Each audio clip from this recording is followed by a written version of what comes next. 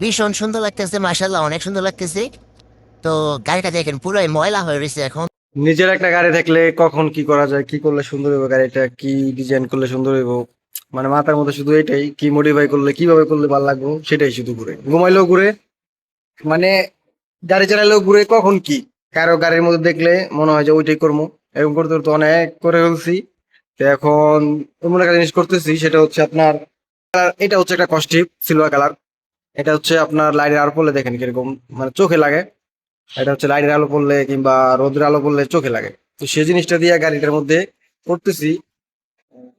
প্রায় 3 ঘন্টা হয়ে গেছে, 3 ঘন্টা ধরে করতেছি, তিনজন মানুষে একটার পর একটা, মানে কত ফিস এটার মধ্যে বইলে বোঝা যাবে না।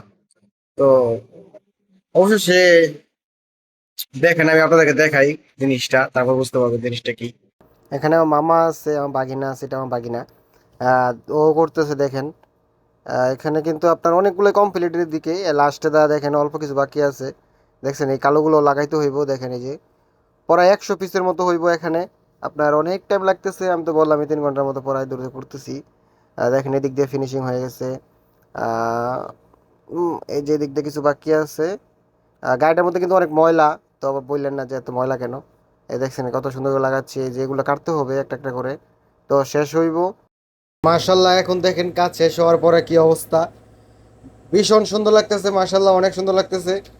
তো গাড়িটা দেখেন পুরাই ময়লা হয়ে রয়েছে এখন। ইনশাল্লাহ ধুলাই করবো, ধুলাই করার পরে আশা করি আরো সুন্দর লাগবে।